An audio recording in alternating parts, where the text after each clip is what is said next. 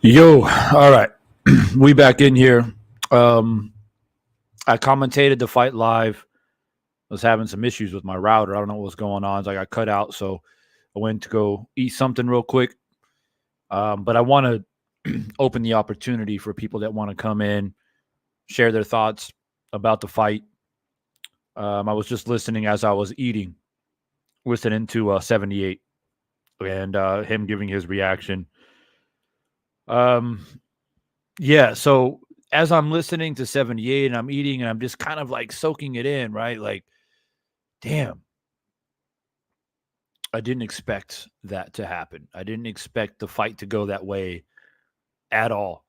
I knew that Bud had a chance to win for sure, but I expected it to be a lot more competitive than when it was. And as I'm commentating, I'm trying to be as unbiased as I possibly can to kind of entertain the viewers. But in the back of my head, I was thinking to myself quite frequently, like, what the fuck is up with Spence though? Like, he's doesn't look as sharp as I normally see him. Looks slow, looks a bit lethargic. His punches weren't landing with the same ferocity that it normally lands with. I mean, I'm thinking, is this is 147, right?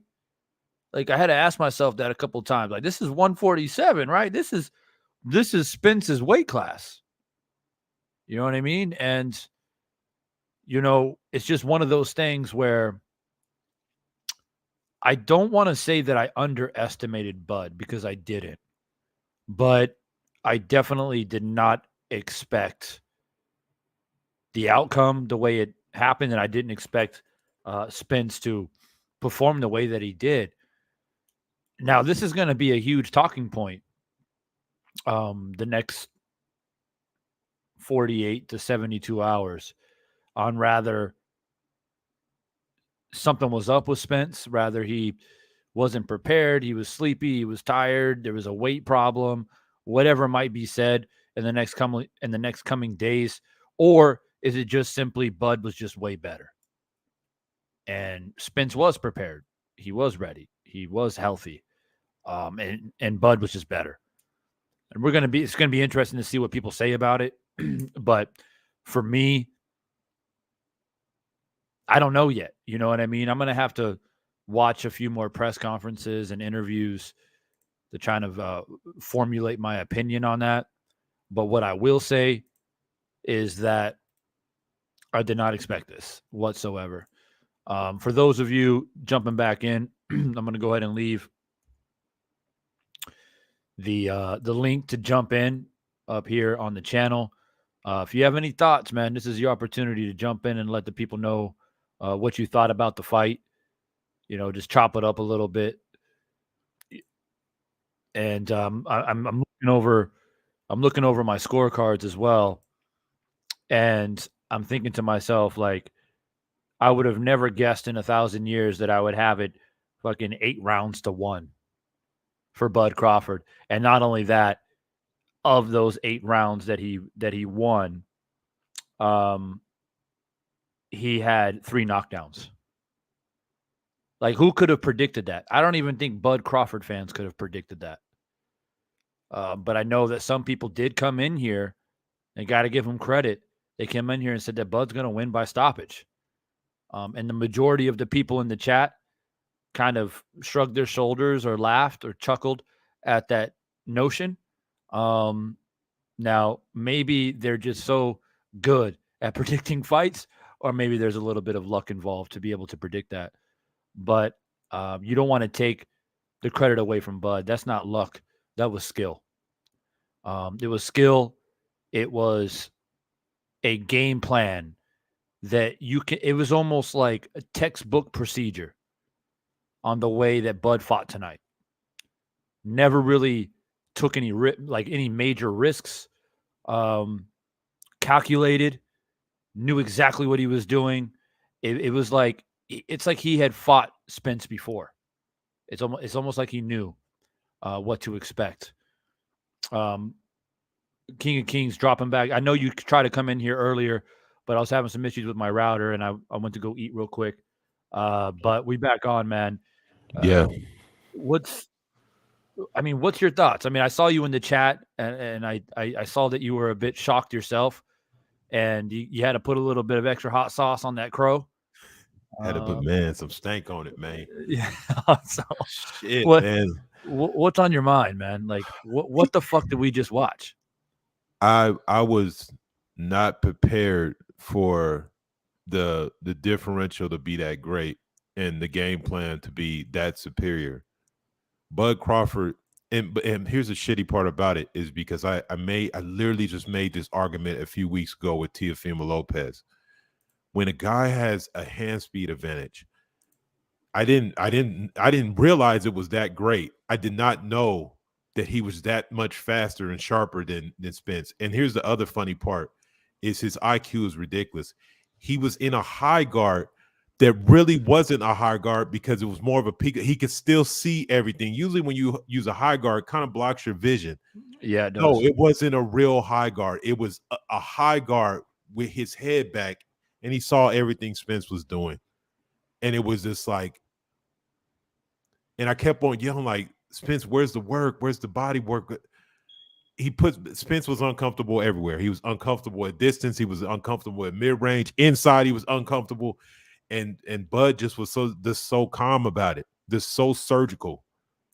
Yep. And I thought at some point in time that Spence would mount a fight, and when he did, it just was like it's like he returned fire, and it was like the bullets were bouncing back and blowing him up, and it was like Jesus. I just did. Yeah. No, I don't care whoever picked Bud by stop, but y'all did not see a one-sided ass whooping like that. Hell no. There's Hell no no. way you anticipated that. It's no way you Mm-mm. wanted that. I just was just. And Bud called it perfectly. He said he called, the first knockdown was the guy was off balance. That's why Bud didn't go crazy because he could tell he kind of caught him with a stiff jab. I knew it was going to Mm. be when Bud came out in the southpaw stance. I immediately knew he's going to start fast. Yep. He's not bullshitting around, none of this switching. No. And it's just like Spence, man, he was taking so much damage. The ref, when I saw the ref, I was excited. I was like, yeah, perfect ref for this fight. And he was warning and stopping. Spence was getting battered, and his face showed it. Yep. It Loki, He they was could beat he was beat up, man. He was beat up by the fourth rounds. Blood was streaming down his nose. He was bleeding out of his mouth. Um, and at that point, I didn't think it was over yet. I thought, it's Spence, right? He's a champ. This guy, he's a dog. He'll dig in. But I kept saying during the live commentary, like Spence has got to. I mean, he needs to shift up a gear. Something needs to happen. He needs to get some legitimate body work in. He needs to get some respect. And I just don't think he ever got that respect, bro. Bud was just like always in control, always confident. Um, and Spence just struggled. He struggled the entire fucking fight. The whole fight he struggled. And he was getting hit with hellacious shots. And the one knockdown in the seventh, where he actually took a left hand from Spence, but he happened to land that inside uppercut about a split second before and knock down Spence. And I was like, that's such a instinctive uppercut is always instinctive a punch. That's what people don't realize about boxing is that you drill so hard, jab, jab, right hand, go to the body, like left hooks, right hooks, uppercuts are thrown, but it's an inside punch. Right? You can't throw a fucking uppercut from distance. I mean, you can, but it's not smart because you leave yourself open, right? So it's an inside punch, and he just executed it like beautifully. The timing, it's so instinctual. The way he landed it, and you can see when Spence landed on the canvas again, he looked up like, "Are you fucking serious right now?" You know what I mean? Like he's never been hit like that with that much accuracy. And I don't think I don't think it was power per se that was dropping Spence. It was timing and accuracy.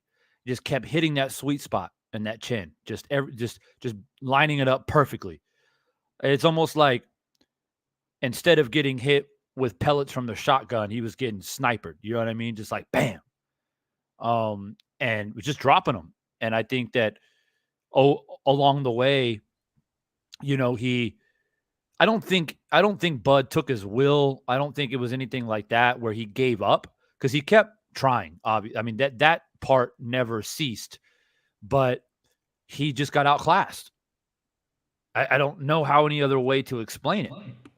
And I I think don't want to compare him to this particular fighter, but the last time I saw something like that was probably when like Jeff Lacey fought fucking who's the English dude, and I Joe can't think of, Calzaghe. yeah, and it was just like he didn't quit, but it was just like in the midst of his efforts, you could just tell it's fruitless, bro. It's like resistance is futile, man. Motherfucking Bud Crawford, like the fucking Borg, then you get assimilated. It was just like shit he could do about it. And he didn't want to stop, but it's like he was like, okay, maybe I can retreat. Maybe I can. He was getting his ass whooped everywhere. And he, at the same time, it wasn't even a matter of not knowing what to do. It's just like, just no matter what he tried. And because he didn't want to just give up, even when he got stopped, like I agree with the stoppage. He needed to he was getting fucking beat to post, sniped in the face, and the ref jumping in, and he was looking like, because you could still see the fight, like in his mind, I'm still fighting. But we've all been in fights where you getting your ass whooped and you just don't realize how bad it is. Yeah. and it was like, you're like, wait a minute, why are you jumping in? It's like, because you getting your ass whooped, son. It's like, yeah. I don't know if I've been quite in that situation yet, but I've definitely been losing a fight, and my heart says one thing, but my head says another kind of situation, right? And luckily for me, I've been in a fight once where my corner was like, if you don't fucking do something, don't even get off the stool. Just sit your ass down. And I was like, what? Like, I'm trying, man. I'm fucking trying in there. And they were like, we're not saying you're not trying. We're saying you get your ass whooped. And I was just like, oh shit, and so yeah, like I've been there, and I like this past 30 minutes or so, really trying to wrap my head around like before you guys came on, I was saying how I don't know how much Earl Spence himself is responsible for looking the way he did, or if it was purely just Bud was just so much better. And I've already started to hear and see things circulating around, talking about, Spence looked tired, he looked sleepy, he was weight drained, he was this, he was that. I mean, I don't know how much credibility those theories hold, but to me, yes, he did look slower for sure. He definitely didn't have that same sharpness that I expected. You know what I mean? And but again, I don't know if that's just because he got dropped, because I actually gave Spence the first round. It wasn't a massive difference in that round, but I was like, I think Spence showed the initiative in that first round a little bit more. But as soon as he got hit with that jab in that second round and got dropped, 78 mentioned it. Like, yeah, there was a bit of embarrassment there.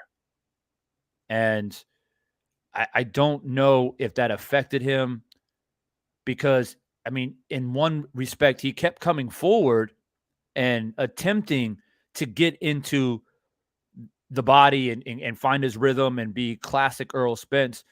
But it seemed like every time he tried to do that, one thing that Bud was doing very well is that, like, occasionally he'll just put his hands up and take Earl's shots, but no more than like 2 or 3.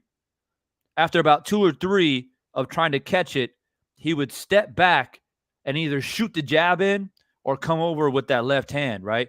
And he was timing that roll and shoot. And he just kept, I mean, Spence didn't have an answer for it. He did that constantly, but I think the main weapon that was the most useful and most successful for Bud was the fucking jab, bro. I mean, it's like it was just a fucking bazooka jab all night in his face. It just kept snapping his head back. And that range and that length played a huge role in this fight. Spence struggled massively with having to deal with that range. And to me, it seems like Bud knew that. He knew that Spence was going to struggle with his reach, but Spence possibly underestimated it. And I mentioned it while I was doing the live commentary. Like, who the fuck were Spence's sparring partners leading up to this fight? Like, real talk. Like, it's like fighting against the southpaw position. He was in the line of fire all the time. His head was in the wrong position quite often. Yep. His feet kept getting tangled up with Bud's. He couldn't land his left hand to save his life. He landed a couple of times, but he couldn't get in that big left hand. And it makes me wonder, like, obviously he's a world-class fighter. He had southpaws in his camp sparring, but what kind of southpaws? Like long, rangy, quick southpaws? Like, did you really prepare? And perhaps maybe he'll admit it later, but maybe he thought that Bud would be more aggressive and he'd be able to go toe-to-toe with him. But Bud was working range so well. And perhaps Spence wasn't ready for that. Maybe his whole training camp was like, I think Bud's going to try to knock me out, and I'm going to be ready for a firefight. And the first 4 rounds, Bud was just clinical as fuck, just jabbing, countering, rolling, counter, parry, shoot, like just a fucking boxing clinic, bro. That's what he did. I was concerned when I saw, like, a lot of people thought it was cool, whatever. But when I saw Derek James holding the mitts and switching, and I was thinking to myself, why is he doing that? Because, like, I'm like, literally, like, are you guys listening to media clippings? Bud is a fucking southpaw. Yes, he switches at some point in fight, but he's a southpaw. He's been dominant in the southpaw position for 6 years. So I'm thinking in my mind, I'm like, the only person this motherfucker better be sparring, but then the problem is he don't have the speed. Is like he should be just sparring like Laura and fucking he should not be sparring nobody that's a fucking right-hander, because you haven't fought. The funny part is the southpaw thing actually played against him. The advantage he has as a southpaw played against him tonight, because he ain't fought a southpaw in, you can't even remember, Steve Greco or some shit like that. You know what I mean? I think it was like that. There's like that South African guy, I think, was the last. Yeah, it's been forever. So, like, I kept thinking when I'm like, these guys are falling for the hype. Bud stands in an orthodox stance for like 2 rounds, and then he fights in the southpaw. He is a fucking southpaw that can switch the other way, but his dominant hand is the southpaw, and it's like he wasn't prepared for it. Bud has a 2-inch reach. Like you said, they needed to have somebody in there with some fucking range and some speed. And it doesn't make, like, I just did not, like I said, I want to see the sparring partner list. Like I said, I was like, he better been sparring Laura like all the time, because it's the only southpaw I can think of that maybe might give him the range, not the speed necessarily, but it looked like you said he completely was unprepared, like not realizing. Man. Because he was popping him so easily with it. It's like, do you not know that it was crazy to me. Like you said, I think he thought he was going to come forward, and Bud kind of just floated in any range he wanted to. He made Bud range. It was not even wherever he was at, he was in position to punch, to the point when I saw Spence tying up and that fucking, but I'm thinking, well, Bud's not going to be able to tie Spence up. Spence was the one initiating the clinches. I was like, what the fuck, man? I'm like, you're getting your ass. And then he's talking about, like, keeping it real. He said running it back. I don't give a fuck. 154. He did look cumbersome. He did look slow. But I don't know is that just how he always would have looked? That's the fucking problem I have to deal with right now. Like, was he always going to be slower like this? Was he always going to get fucking dealt with like that? Because I mean, you want to see you. Part of it, part of me was like, okay, maybe the time is off. No, that wasn't no ring rust. That was just, you might have did a little better. You might have got stopped in the 10th round, but you were getting your ass whooped consistently, dropped over and over again with jabs and combinations, uppercuts. You swing and get knocked out. I'm like, man, it was an ass whooping. Terrence Crawford, like, I don't even want to hear that shit. Number 1 pound for pound, and the number there's no number 2. Just leave number 2 vacant, because nobody's close enough to take that slot. It's take just empty. Take the heavyweights out of there, and Bud's the best. I mean, that's it. Period. Point blank. I mean, at this point, if you're like, well, you got this, nah. Like, 2-time undisputed champion in 2 different weight classes. I mean, that's is what it is. I mean, and at this point, I don't know if a rematch is worth it. I mean, Spence, I think he would do better in the rematch. I would expect him to do better, but there was such a gap in this fight, though. Such a gap. And I think in the entirety of the fight, Spence landed maybe 2 good shots. And the thing is Bud ate it. He ate that. He's like, Big Mac. Like, you know what I'm saying? Like, no problem. And I think that also demoralized Earl a little bit to realize, damn, this guy is just taking my best shot. And that's a big thing in boxing that people don't think about. When I've sparred guys and they're a bit stronger, faster than me, and I just unload with one of my best shots that I usually hurt people with, and he eats it. I'm like, oh shit, this is going to be a long ass sparring session, and that plays into your mental capacity on how you're going to move forward with the fight. He got to the point in like the 6th round, which kind of led into the 2 knockdowns in the 7th, where there's a little, you can sense that desperation, right? And then he's just looping punches. And like you said, stepping into shots. Like that uppercut, he didn't see that shit at all. Not at all. And in some regards, he's lucky he didn't get knocked out cold from that shit. So that's my thought. We got K-Rod and AC in the building. K-Rod was in here first. K-Rod, I know you were going for Spence. I think we talked about this before. How did you see the fight, and what are your thoughts?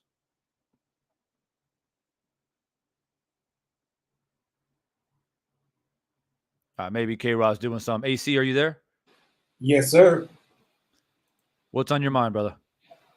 Brother, I have to say this. I've been on plenty of panels, and I kept on giving my breakdown of why Spence doesn't win this fight. There's two main reasons why, and it showed 100% in this fight. The first one is when you watch Spence hit the heavy bag, he doesn't chase the bag. If you're Mr. Fundamentals, that's one of the first things you do, because it sets you up to being able to get on the line, get off the line. Number 2, he does no reactive work, like hitting the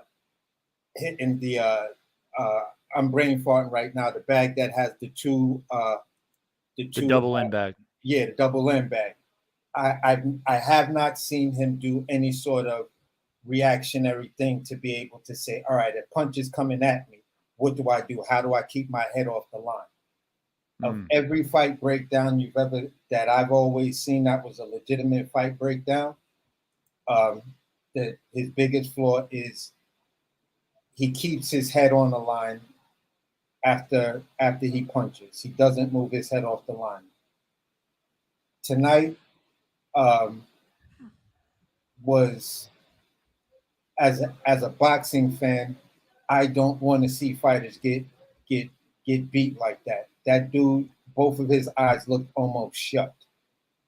So yeah, where bleeding. He was out there leaking. Yeah, it was just like Derek James.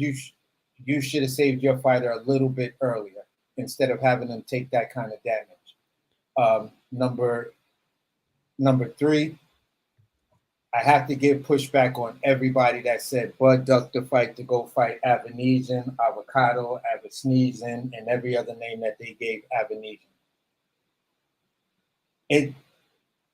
That just didn't matter. None of that shit mattered, because at the end of the day, when Bomac told everybody, you're going to see a different Bud. We've been looking at Errol and we've been studying him for the longest. And when we take away his best attributes, what are y'all going to say? He took away that jab, that Errol, his active jab. And once he took that away, he couldn't do nothing. The most demonic thing I saw in that fight was the 7th round, the first 7th round knockdown. when he backed up on the rope purposely and then licked his tongue out at Errol and let Errol walk right into it, right into the uppercut, and he ate the punch that Errol hit him with.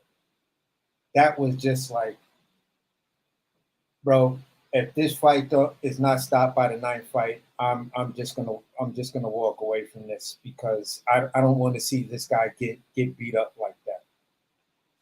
You're too good of a fighter, and like I said, when I was on panels, when he loses, go up to 160 and then dominate that weight class. You can be undisputed there real easy, short amount of time. There's not a lot of competition, but this is the best way to bounce back from your career. To try to rematch Bud at 154, I don't see where that makes any sense at all because number one, the belts won't be on the line because a rematch is really at the weight you initially fought, although that was something that's in the contract. So I don't see a rematch necessary based on what we saw today. And at the end of the day, man, I mean, it's Boots in his time now. You know, Boots already ducked, and Boots is not going to take this fight. Boots is not going to take that fight. I don't see Boots wanting to get in there with that Bud Crawford. After that performance, Boots would be silly as hell to try to get in there because you couldn't even put away Kukichin. You feel what I'm saying? And no, it's rather Boots wants to fight or not. All signs point at Boots, right? If Bud is going to stay at 147 and defend those belts, all signs lead to Boots. Rather he takes the fight or not. Yeah, I mean, I agree with that. I agree with that 1,000%. He's the contender, right? Yeah, he's the man that in IBF He's the mandatory. Yeah, it's the mandatory. But the way boxing works is it'll probably be Spence and Boots. Yeah, probably. And I just see really if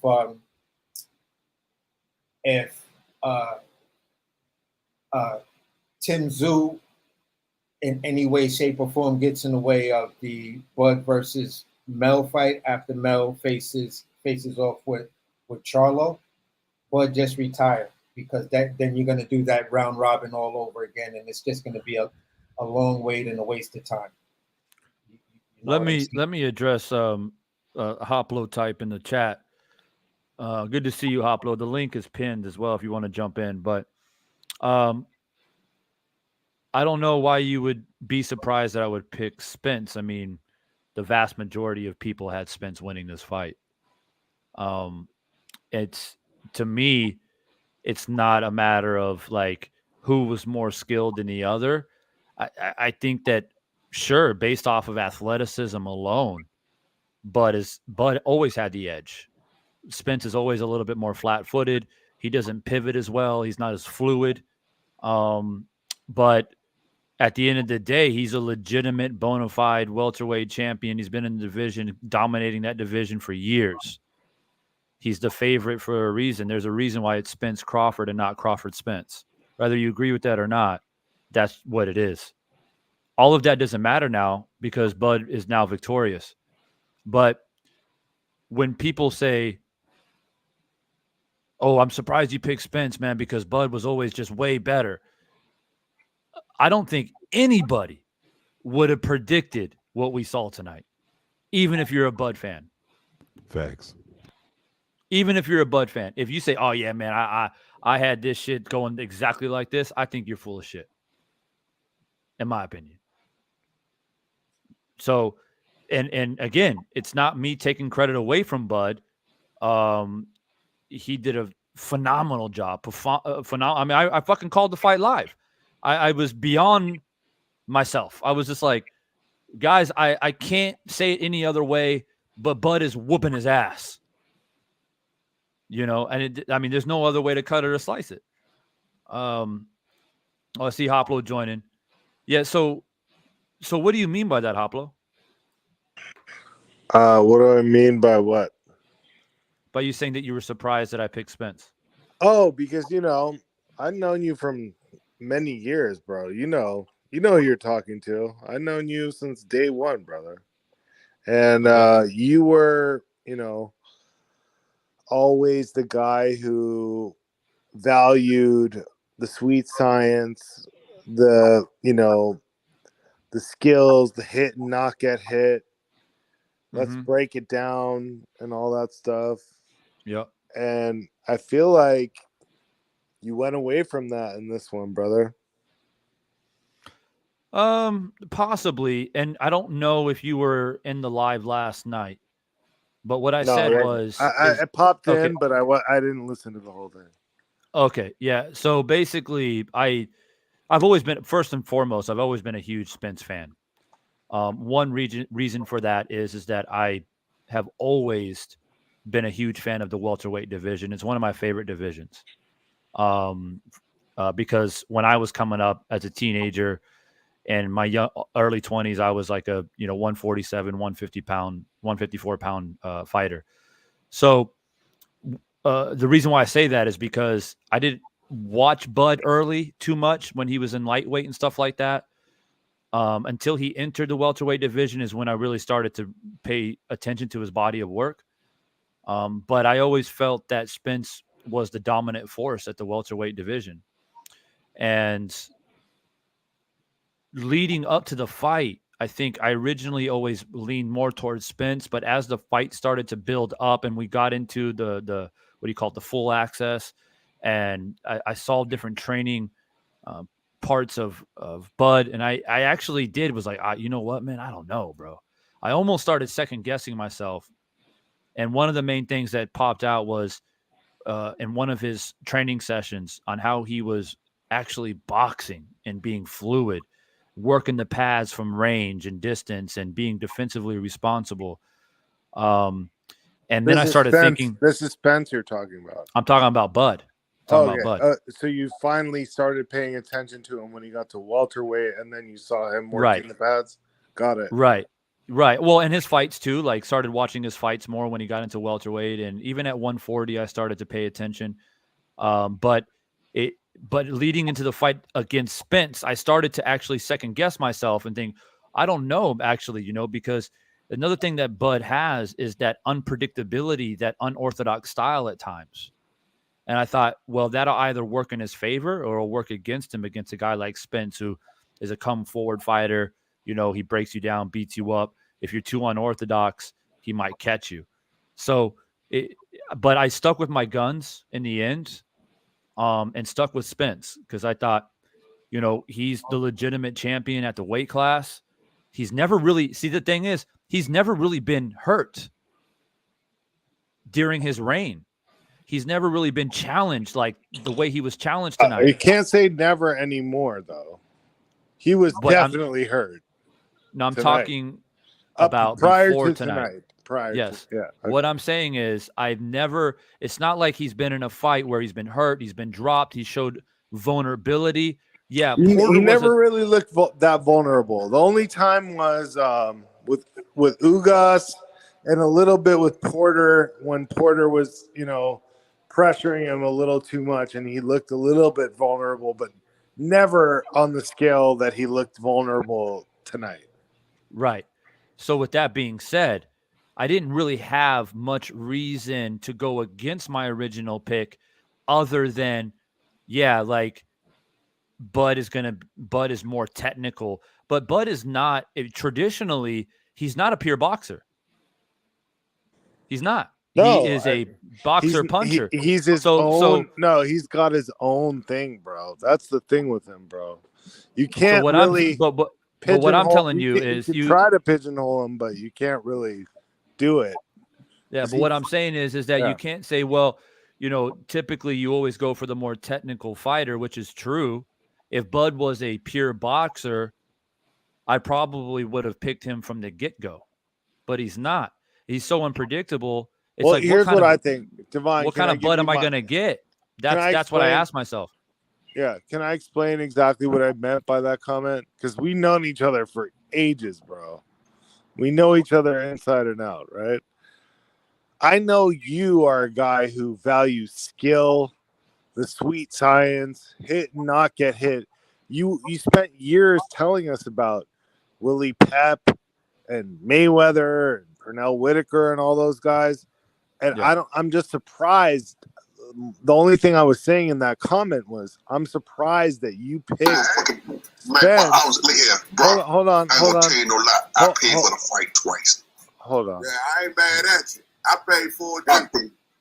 I paid for the fight twice. I don't know where that came in, but Go ahead. Anyway, you picked you were always sensible with like defense, good boxing skill, like, and this one I feel like you went for the pressure guy. Well, so I think you might not be giving Spence enough credit. So after that performance, well, that's fine. He got beat. He got beat by the better man. Beat bad. I mean, he got beat way worse than I even expected. But bro, that's fine. But what I'm saying is, going into the fight, you can only go off of his previous fights and where he's at that moment. You can't judge him off of what happened tonight. He got beat soundly. But you're talking about why did I pick? Tonight. You're saying why did I pick Earl? Yeah, because I expect because being Earl a Willie has never Pep shown Mayweather type guy. I would have thought you would have picked Crawford. Okay, that's all I'm saying. So that's fine. First off, Bud is not Willie Pep or Mayweather. Okay, he's not defense first. He's an explosive fighter. He's got fucking 34 knockouts on his resume.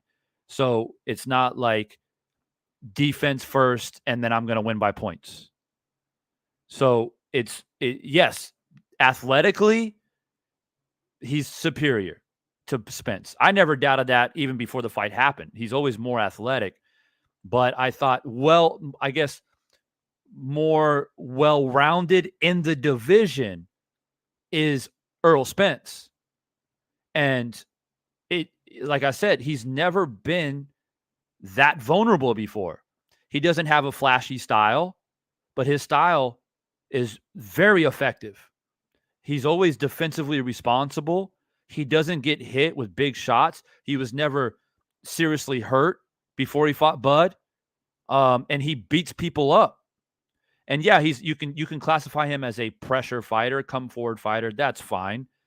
But I don't know if you're giving him enough credit for his abilities and skill. Like, he's not an Antonio Margarito. No, I didn't say he was Antonio Margarito. He's a southpaw, first of all, so he's nothing like Margarito, but he does have that same mentality of come forward, beat the guy up to the body, and destroy the head. And that worked for him every single time. And at the top level of the sport, like, there's just microns that delineate who's special and who's great and like those type of things. And tonight I think we saw like who was special and who's just a great fighter. Sure, that's fine. I have no dispute with that whatsoever. The fact that Bud won, or the idea of Bud winning the fight and me getting my prediction wrong, is not a big deal to me. Because I was just surprised all along that you picked fucking Spence, bro. Like, I would have, if I had guessed who Divine Sense would pick, I would have thought Crawford. But hey, that's just me, I think a good example of like because Spence alluded to this, and now that I think about it, it rings so true to me, but also I didn't think of it in the context. He gave a basketball analogy and he said he's Tim Duncan and fucking Terrence Crawford is Kevin Garnett. Well, the problem is you didn't narrow it down. They have 7-game series in fucking basketball. Literally, this is the situation. Tim Duncan can give you 20, 10, whatever a game, but Kevin Garnett can come out one game and drop 50 on you and blow you out. And that's literally what fucking happened. So Divine, when he's picking Duncan, he's picking fucking Spence. He's looking at overall his skill set is more reliable because it's consistent. But the problem is when you go against somebody who can just turn up the gas, like it's literally like and Bud's been dropped before and he's been hurt before. Yes, and that's the thing that kind of you put. So he was looking at durability. He was looking at the physical dimensions. I think one of the biggest problems, and this isn't me well watched, but let's be honest, man. Like low key, when people are still talking about size, I just think fucking what's the name did fucking acclimate to the weight, but his fucking precision, the game plan was spot fucking on. It's like you got dominated on like I think I told Divine last night. This fight's gonna come down to intangibles, and coaching is an intangible, and game plan is intangible, and that motherfucking shit was perfect. I just elusive style. I was just like, wow, this motherfucking that's so smart. It's like you can see it. It's like he just knew he knew everything about that ring with dealing with Spence. Yeah. And so if you got somebody who's like fundamentally strong or whatever he is, when you got somebody that's next world, they can fucking dominate, and you got dominated. But nobody's seen that ass whooping coming. Let's keep it real. We thought maybe a stoppage, but it might. I'd seen it coming. I'll say one thing. I saw an ass whooping coming. I didn't see that much of an ass whooping coming. I seen it coming, but I didn't see. What I did not see was Errol being that busted up. That's the part that fucked me up about Errol. I was a huge Errol Spence fan until everybody flipped on Bud. And when people flipped on Bud, I just couldn't get on that Errol Spence bandwagon because I know this as a matter of actual fact. A fundamentally sound person cannot speak a language that is intricate because you only have the fundamentals. You can start to build on that if you're being trained to build on that or you're studying to build on that. But if you're not, and you're just going to keep doing the same fundamental things, when you meet someone who has a broader, a thicker dictionary with a thesaurus, then they're speaking languages that you just can't understand. And Derek James couldn't deliver information to his fighter that allowed him to make the proper adjustments to be able. I don't think it had anything to do with Derek James. Yeah, because Derek James told him what to do. He lost the fight the same way. I don't think it had anything to do with Derek James. Derek James is his trainer. You train how you fight. Derek James is a better trainer. Derek James is a better trainer than Bomac. But Bomac is a better trainer for Bud Crawford than anybody else in the world can be. Derek James is a better trainer than Bomac. Stop that. He is a better trainer than Bomac. That's your opinion, but that's not based I'm on agreeing. I'm the one who said Derek James is a better trainer than Bomac. But when it comes down to a particular guy, sometimes it doesn't take a better trainer. Sometimes it takes the better trainer for that guy. Facts. I'm not understanding that whatsoever. Because hey, look, that's why you picked fucking Errol Spence, bro. I didn't pick Errol Spence, my guy. I picked Bud Crawford. I picked Bud Crawford to wash that guy. Hey, but look, I got kicked off the panel. this is why he's saying that, bro. And all that kind of shit. He's saying this because the truth is because I'll give you an easy way how you can prove that you say Bomac, where we talk about one fighter with her, but we're looking at the overall book of Derek James, his whole stable. But all of wait, hold on, let me finish, man. Let me finish. If you don't hear the whole context of the conversation, the question, you won't understand what I'm saying. So if once Crawford disseniates and goes on, who's Bomac's next fighter that we're watching right now? We got to understand that Derek James has a stable of guys. He has another undisputed champion. He's about to bring in, if he fucking turns around, there's a body of work that we can see in multiple fights. It's sort of like that whoever Pacquiao's trainer used to be. Freddie Roach, everybody's like, oh, what's the name? He if you really think about it, he had a fire that was kind of already made and he kind of added to him. So you'll say, hey, is this the best trainer? Or did he just have a really good relationship with a special fighter? And that's what I think is the situation here. Bomac has a really good relationship with a special unworldly talent. And so it doesn't necessarily translate into another fighter, because right now, tell me who else corner Bomac is in that you can name outside of him. Shakur. And then that matters, because results matter with multiple. Shakur is also another special fighter. I don't know if y'all watch boxing, but you got Keyshawn Davis, who's an exceptional talent. Okay, bro. And then you have Big Baby Anderson going to Bomac's camp. A prospect that hasn't done anything. But the You thing asked is me a this. question and I gave you a and you solid, I'm just saying you responsible gave an answer. answer of some Well, prospects. but what, I would also, put- I would also put- real I would- quickly, Hoplo, what do you guys think about what's his name? Goddamn, slipped my mind. Fucking Anthony Joshua going That into the was camp pathetic. and being a part of that. That was pathetic. It's good Anthony for him. Joshua should have stopped that last It's fight. good but for he was him, one except shot. for the sparring. He needs the sparring from Europe. He needs Derek James, and he needs the sparring from Europe. We got Dub Brightside in the building. What's on your mind, bro? How'd you see the fight? Man, And before you get started, who did you have win in the fight?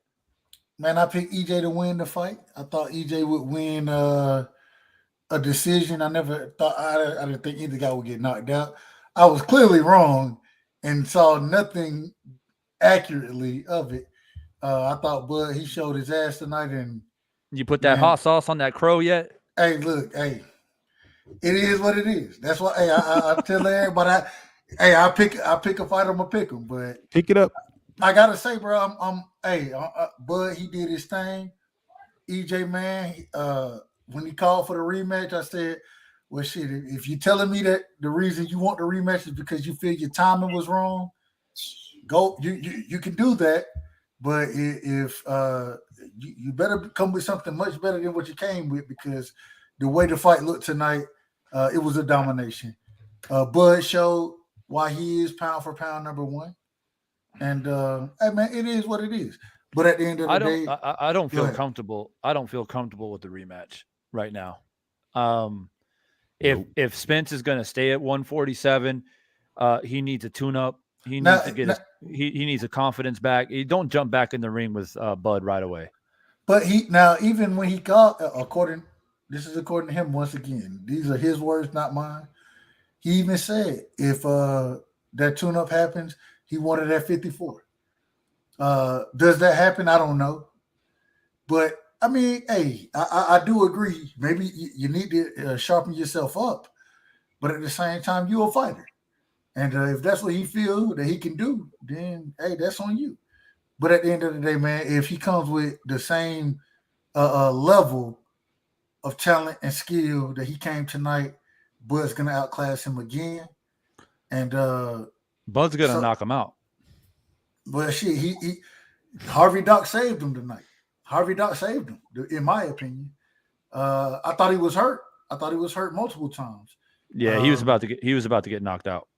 And so I think Harvey Doc said, "Well, we might need this rematch to happen again." So I don't want it to look too bad. I don't know if that's true. That's just my opinion. But so you think he shouldn't have stopped it? No, it was a good stoppage. It was a good. Okay. EJ was hurt. EJ was hurt. He wasn't gonna make it out the round. Because I was over at 78 before I went live, and someone in the chat was like, "Man, there's a bullshit stoppage, bro." I'm like, "Come on, man."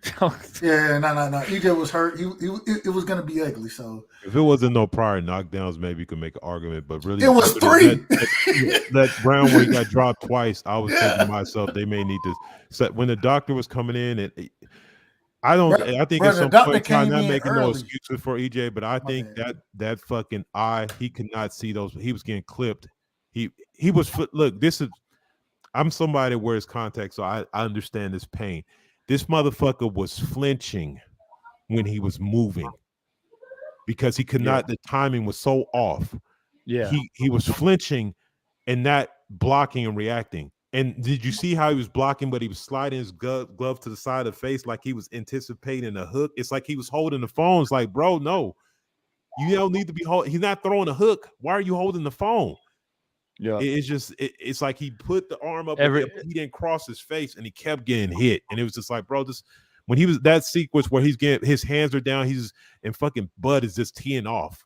Bing, bing, bing. The only reason he was able to gather himself is because the ref did jump in front of him, and that's when he was able to stay.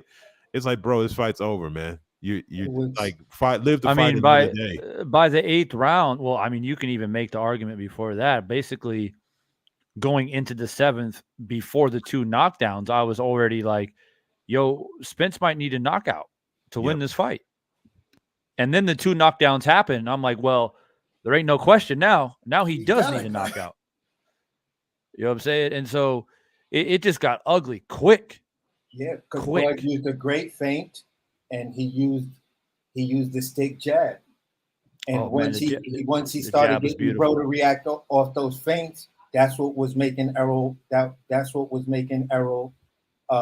flinch like that. He made him honest with that jab when he took away Errol's jab and then started employing his jab, and then he started using feints, and he had Errol reacting to every feint. Master class in boxing. I mean, Like Rematch said, he bro. said, I promise y'all gonna see a different level. I promise you. And I think, go ahead.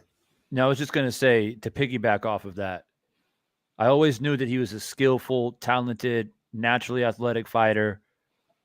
I didn't doubt his boxing skills, but he definitely made a point tonight to say, look, guys, I'm not just jumping on people to try to hurt people and stop people and fight with my hands down.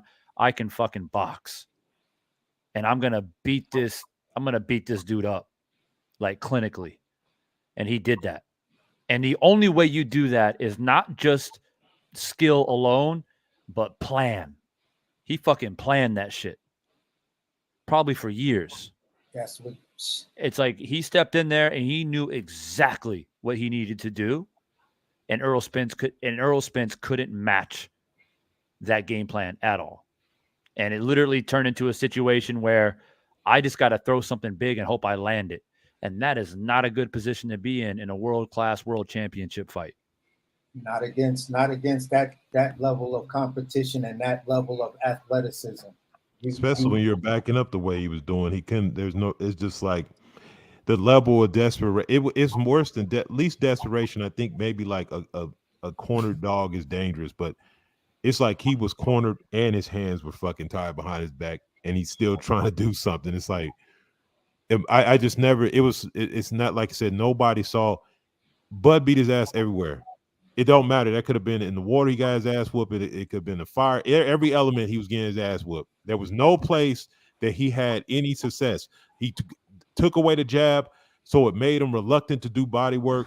He fucking was I was like the announcers had it dead on. They were like, "Yo, this is not what the fuck. Like this is not how you." He ain't had no choice because the way he fight, going where he would have got stopped in 4.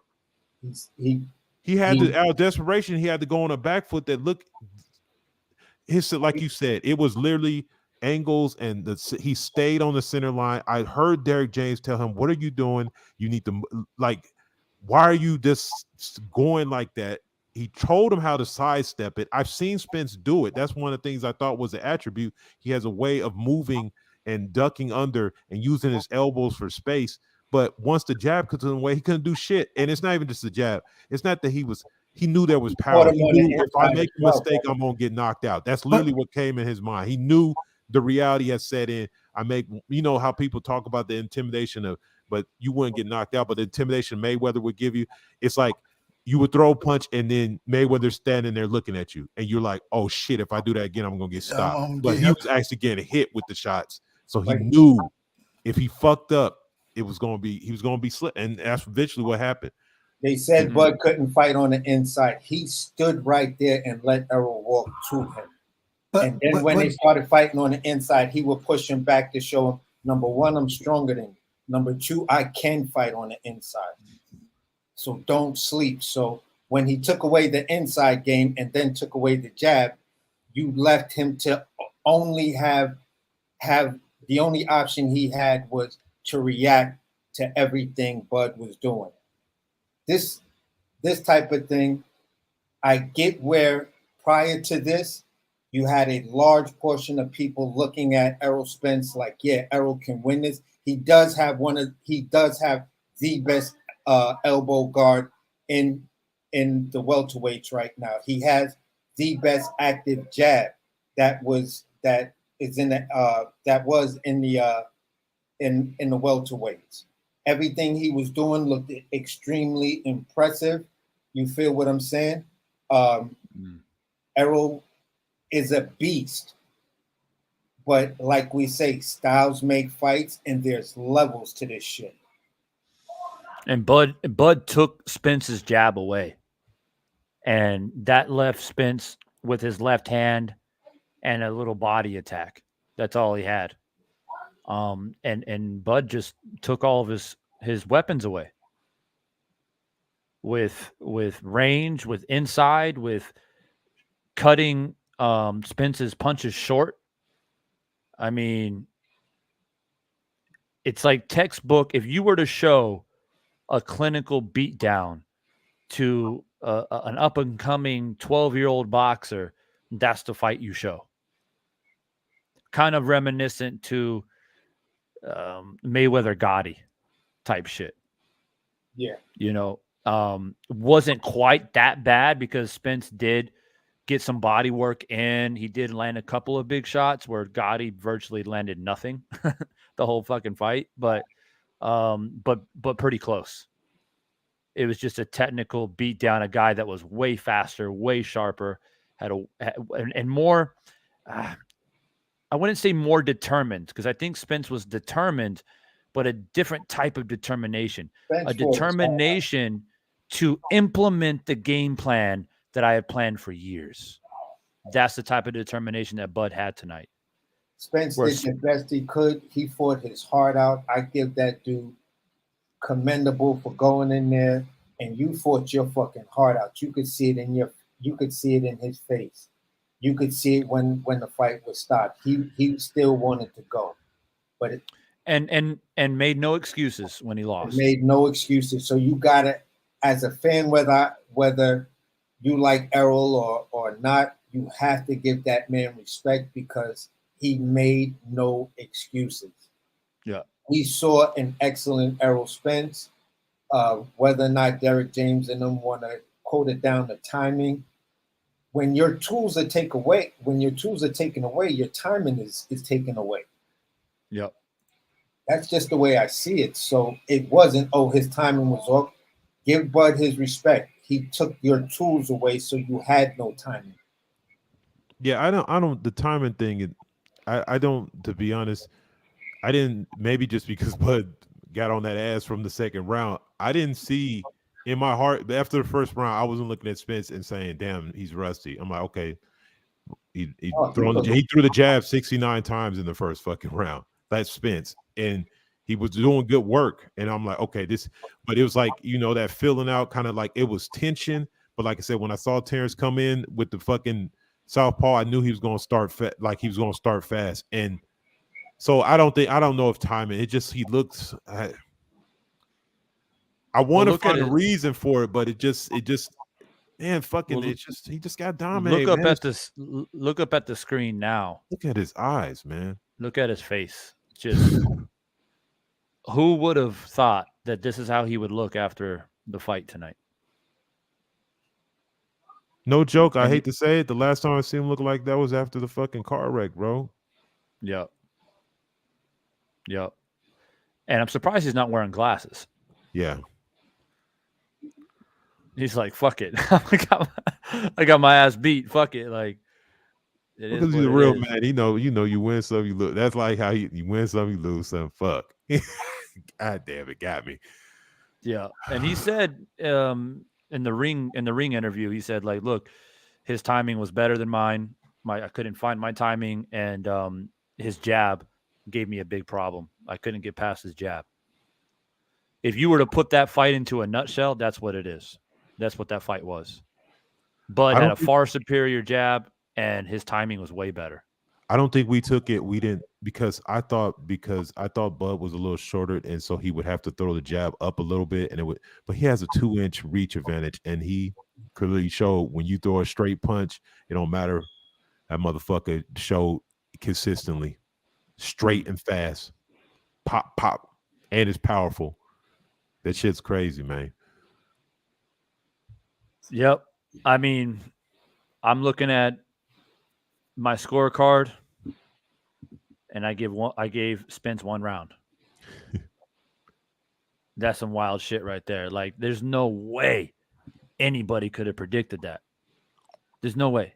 Like, I mean, we'll have to wait and see into the morning because there's a lot of channels out there that we're talking a lot of shit that are not live right now. They got to soak it up. They got to think about it. They got to soak it up, and they're going to try to come in.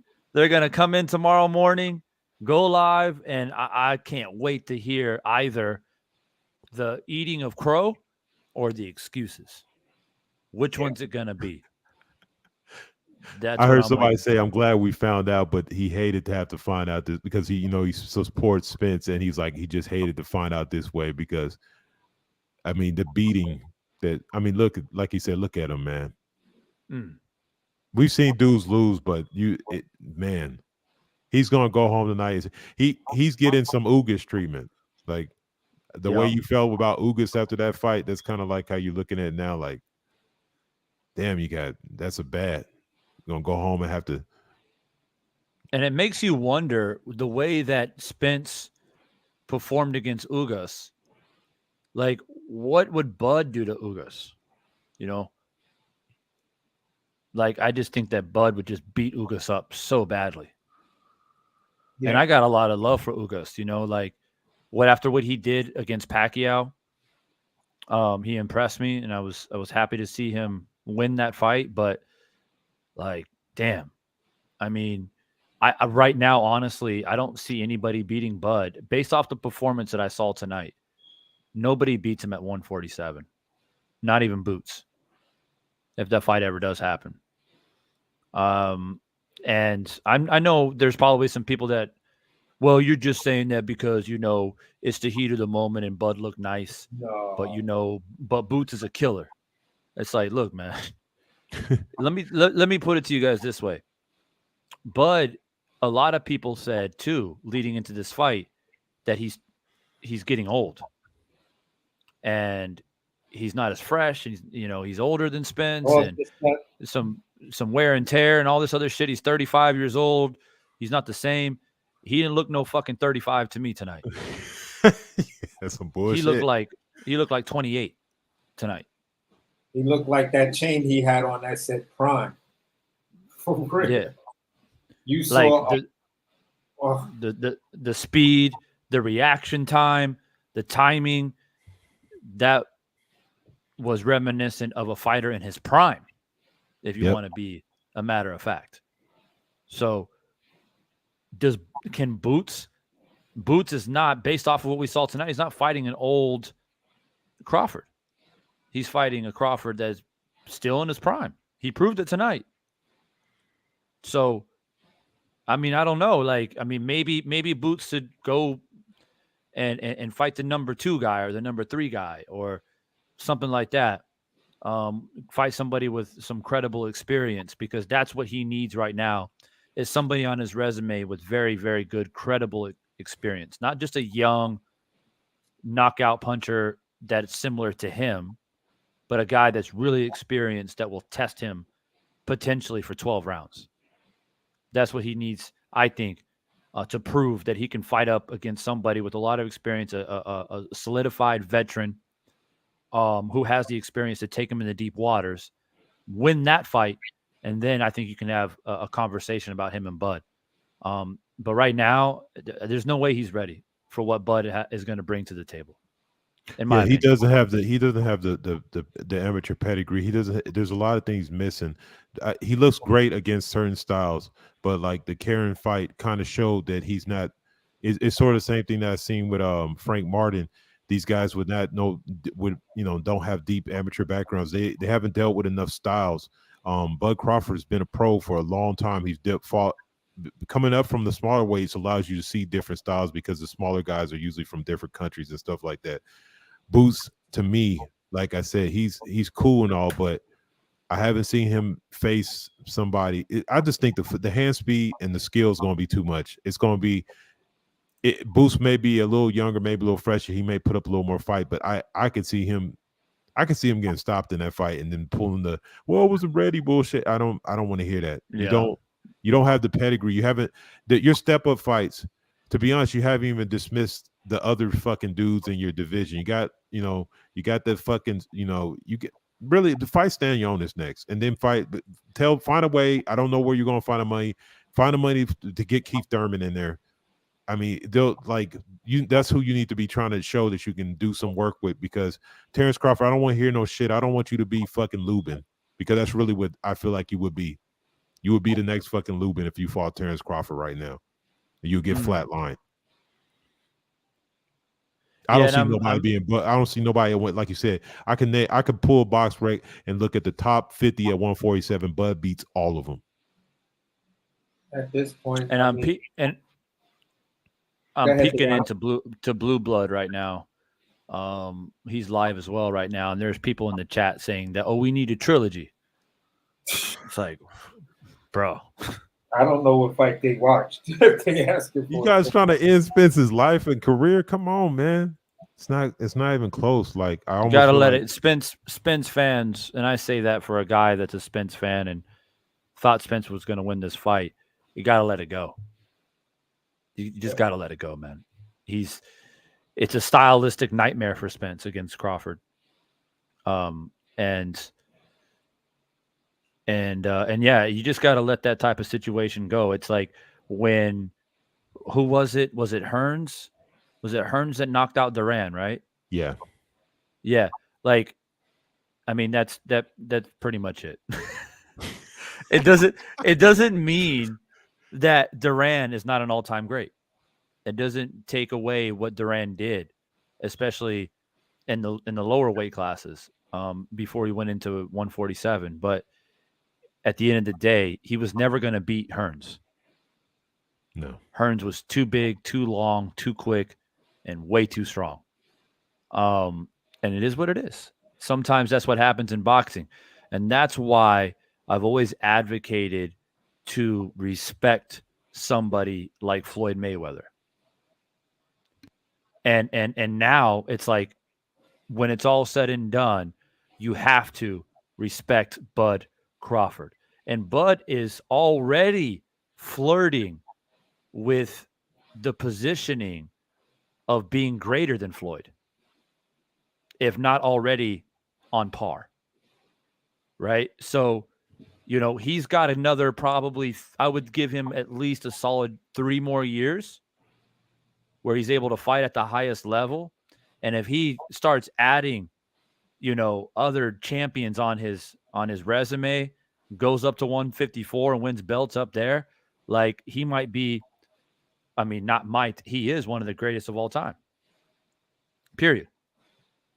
And so now you're getting into a conversation of, what Sugar Ray Robinson was able to do. Yep. From 147 all the way to 160 is where Robinson fought. So you start tapping into that shit, then that whole conversation of, different eras, it starts to become irrelevant when you have a guy in his era becoming undisputed twice, going up to 154. He can become unified up there, and shit, who knows? Maybe undisputed again. Then there's no question about it, right? So Bud right now is in a position where he can conquer boxing, literally. And people are like, "Oh, Divine, you're jumping in the cart before the horse," and he's still got a lot to do. How much more, though? Like, for real, though? How much more does he got to do? All right? And there's a reason, too. The whole negotiation process to make this fight happen, I never really got involved in that too much, the politics of that. There were a lot of channels that got a lot of notoriety, made a lot of money off of all that drama. But one thing I'll say now that this fight is over is that I can kind of understand why Bud was pushing back so hard to get the recognition that he felt he deserved. Rather that be, if it's Spence Crawford or Crawford Spence and the pay and all these different little things. It's tedious. It's annoying. As boxing fans, we just want fighters to go into a meeting room and just sign the fucking contract. But it doesn't work that way, right? Like, this was an extremely high-level matchup. And Bud, in a way, kind of proved it, right? He said, this is why I told you motherfuckers why I wasn't just going to sign that fight easily. Because I believe in myself. I knew what I can do. I know that I'm better than this man. And he proved it. So, once again, I want to know if people are going to come on tomorrow morning and eat crow or not. That's what I'm going to be sitting, lurking behind the shadows, wondering and waiting. And there's no shame in it. There's no shame to come out and be like, hey, I was talking mad shit about Bud for years. But you know what, man? He was the better man. He beat Spence's ass. There's no shame in that. Little bit of disappointment for yourself as far as your prediction's concerned, but what shame do you really have with a guy that's already proven as an undisputed champion that had every right to win this fight? Like, I always found a little bit strange where people were like, man, Spence is gonna dog walk Crawford. He's gonna walk him down, beat him up, and drop him in 5. It's like, damn. That's how y'all feel about Crawford? Y'all feel about him like that? Well, talk about flipping the script. Bud flipped that script. And FYI for everybody out there, all those diehard Spence fans, y'all get ready. Y'all think the Bud trolls were bad before? Oh man, they coming out. It's bad. They coming out tomorrow. They're a bit drunk right now. They're a bit drunk. They're gonna sleep it off. They're gonna wake up morning and they're gonna be ready. So y'all be ready when you step into the streams. The Bud fans, during the build-up, they would pop in here and there on different channels, right? But it was I always felt that it was overwhelmingly the majority Spence fans. Pretty much every channel I went on to. And I don't typically follow like super hardcore Bud channels, I don't think. But the channels that I do follow and listen to was predominantly Spence supporters. And I think it's because that makes sense, right? Bud fans, they're only a select few are willing to go up against the storm. But now, with Bud performing the way that he did, there's no holding him back now. So a flood is coming. Take shelter. And hopefully a lot of this thing sold very good. I know I paid for it. Go ahead, my bad. But like I said, hopefully the numbers come in and we have a definite, like we have, like you said, it's going to be a lot of people that's going to, and look, don't write off. Look, man, if you're a real fan, don't write off Spence. This is just the sports game, man. I had to sit there and come to the realization that we all know about the Fury Wilder, that is not a matchup he could ever win. Just had to accept it. And sometimes that shit just happens, man. It's not that all of a sudden this guy's like, Spence is still going to be able to do a lot of good work. At 154, he moves up there. I hope he didn't, like say, I wish probably Derrick James probably stopped. I hope he didn't get a lot taken out of him to the point that he's unviable now. But now everybody, the book is out, man. Like, but like I said, he's still, even at 147, if he was still making that weight, I'm still looking through the rankings, thinking to myself, I mean, there's only one person here who should be talking shit. His name is Terrence Crawford. The rest of you motherfuckers still gonna have trouble trying to fight this dude if he's still there.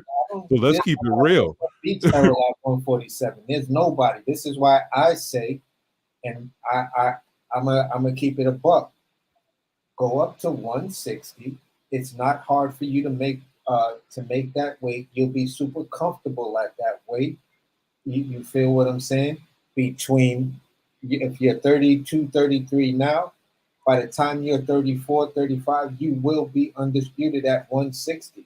You end your career at undisputed at 160, and this is the only blemish you'll have on your record. Because I don't see anyone at 160 beating Errol Spence. I just don't. If 160 needs an infusion like that, that would be smart. He could literally he could really restore because we all know 160 is in shambles right now. Exactly. He can literally restore validity to that division. And then he can, like I said, low-key, he can re-energize his fans, and they'll be like, oh, he was, they're already starting to win. It's like I said before the fight. Any excuse you could come up with, the layoff, weight drain, all that bullshit, you knew that going into the fight, and you still pick Spence. I still pick Spence. So that shit is irrelevant now. But like you said, he can go to 160. They can create a new narrative. And like you said, he could be undisputed there very easily. Like you said, within less than 2 years. Less than, Yeah, and 2 years, 2 years or less, or 2 years and like 3 fucking months. You're undisputed. You're in the fight for undisputed. and you're gonna dominate that motherfucker. That's Guys, just let's hear what Keith Thurman, sorry, had to say about the fight. So Thurman, what did you think of the atmosphere here today?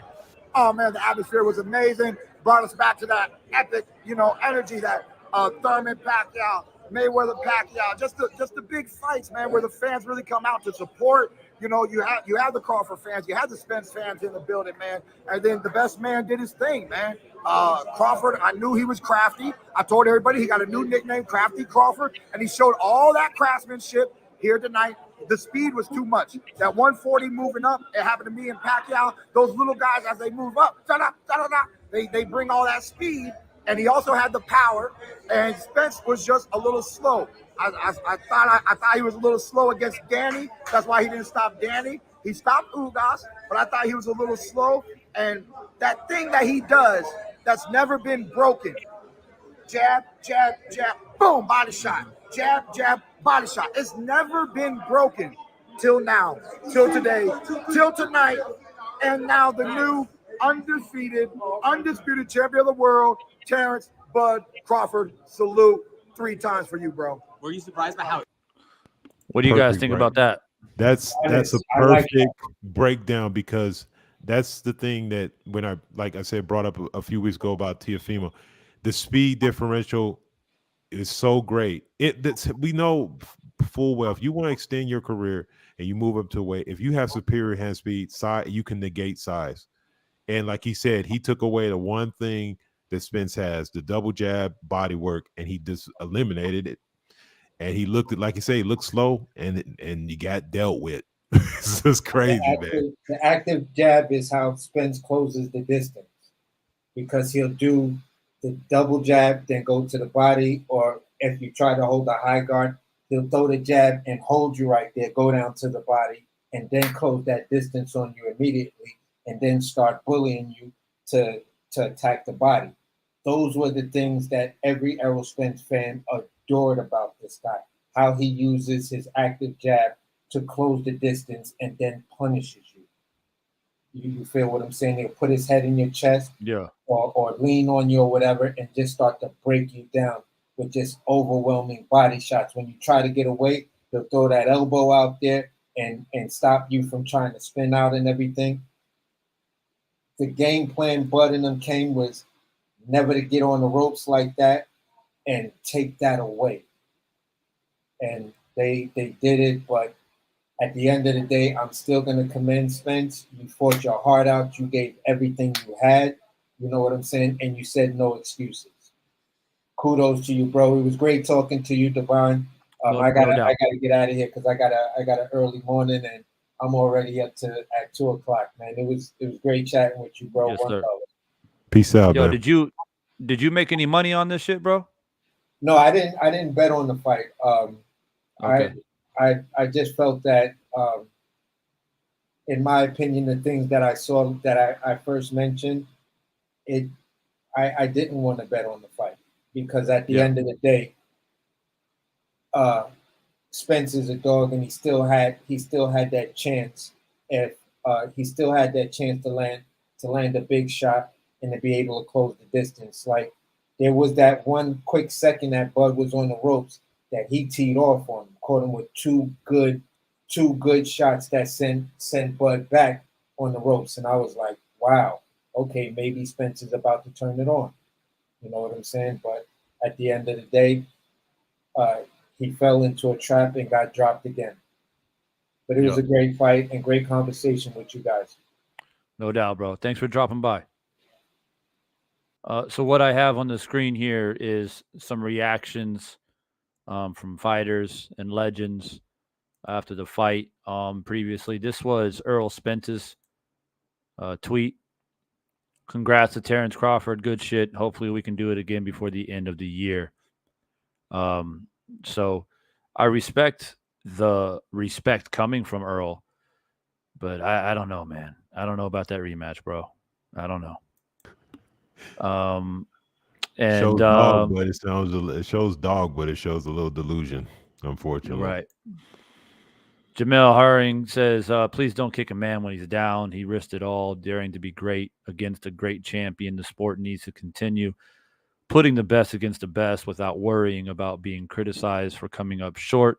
I agree 100%. Boxing fans won tonight. Definitely won tonight. How could you say you did not get your money's worth while watching that type of performance? Sean Porter, amazing fight. Bud is dominating. Earl ain't broken yet. Watch. Yeah, and I kind of had that like in the back of my mind that even though he was clearly starting to lose the fight was getting away from him even before the 2 knockdowns in the 7th. But it's always the thing about Earl, like he's got that dog in him, like he might just land some shit, and turn the tide and get a knockdown himself, or maybe even hurt him and finish him. Like it was in my mind too, and I can see where Sean Porter's coming from, because obviously he's fought both guys. He knows how tough Earl is, so that makes sense. I mean, I was always like, I don't know, man. Earl he's not gonna give up. I knew that. Max Kellerman, Crawford beat the shit out of him. Damn. Damn, Max. Oh, shit. No, damn. Okay. Straight to the point. Let's see who else commented. I mean, I'm sure Twitter is fucking blowing up. Oscar de la Hoya, watch the trainer of the year curse play out before your very eyes. What does he mean by that? Every time somebody got in the trainer a year, did their fire get their ass whooped? Like, what is he talking about? Yeah. Oscar, who knows? Maybe that's some coke shit. It's a fucking Saturday night. Yeah. It's Saturday night. He out there coked out. Going on Twitter. The Latin Rattlesnake says that Sergio Mora, Crawford just sealed his legacy as the best fighter of this generation. It's tough to argue against that. Very tough. Oscar de la Hoya back on the Twitter. Terrence Crawford, the best pound for pound. Yeah, he should be number one. He should be number one on everybody's list. Box Rec, Ring TV, ESPN, everybody. And I'm going to wait a couple of days to make sure that happens. And if I don't, I'm going to call every single one of you motherfuckers out one by one. Devin Haney, by far Bud's best performance. He rose to the occasion. Yeah, most definitely. Let's see who else come on here. Devin Haney again. I do want to see this again at 154. I think Earl just too drained. That's an interesting comment by Devin right here. A lot of people are speculating that. I haven't watched the post-fight interview with Earl Spence yet. We'll see if he mentions that, if there was any problem with the weight. I don't know if he would admit it, though, because he seems like a person that doesn't want to make excuses. But he did look slow. I mean, Keith Thurman said it, right? He looked slow, a little bit lethargic, not very sharp. Didn't seem like he can land anything that earned or gained the respect of Crawford. So it makes you wonder, right? Maybe Devin here has a point. I think he does, but I think the reason none of us want to say it is because I don't want to be one of them dudes. You know what I mean? Yeah. Like, but it did. He did look cumbersome to an extent that I just took, like I said, I just equated it to what's the name, just having immense more speed, but he did look a little cumbersome walking around. So I don't know. We got Ishay Smith here saying, leave that rematch clause alone, Playboy. I have never seen such a dominating performance in unification, man. Damn, that's a bit harsh. Okay, Ishay. Danny Garcia, Crawford showed out tonight. Yep, pretty self-explanatory. Keyshawn Davis, number one pound for pound at Terrence Crawford. Virgil Ortiz, why didn't Derek stop the fight? Earl is going to get hurt. I don't want to see him take any more punishment. That comes from Virgil Ortiz. You know damn good and well Derek wasn't going to stop that fight, which is why Darby Hawk has to be commended and recognized for making that decision. Derek wasn't going to stop shit, even if that shit went 12 rounds and he was continued to get knocked down. I don't think he would have stopped it. Devin Haney, Bud beating the shit out of Earl. God damn. Oh my God. They all said what we were saying. Oh my God. Oscar De La Hoya, WBC 3%, WBA 3%, IBF 3%, WBO 3%, Ring Magazine 0%. And for everyone who is new and doesn't know, when you are the ring champion, you are the very best. He retweeted something from Jamel Herring. I don't know. But he's on a roll tonight, though. He promoted this magazine. Bro, the Coke dealers won the night. Bro, the Coke's winning Saturday nights in Vegas, bro. I'm telling you. He probably tweeting that shit with like fucking strippers and shit around him. Old dirty ass. Shakur Stevenson, much respect to Earl Spence Jr. Got the biggest heart in the world, champ. Nothing but respect for you. It's all love. Yeah, I mean, he did show a lot of heart. That's for damn sure. A lot of fighters, I'll say this. A lot of fighters would have been knocked out tonight or quit. Yeah. Or wouldn't have got up. That's for damn sure. We've seen Crawford smoke dudes before. You know, even when he dropped Porter wasn't as hurt or beat up as what Spence was tonight. But you can tell by Porter's face that he lost. I don't want to say the will to fight, but it's like he knew he wasn't good enough. And maybe, I don't know, maybe his dad saw that. And that's why he threw the towel. Sergio Mora, Crawford is probably the most composed and accurate boxer puncher in history.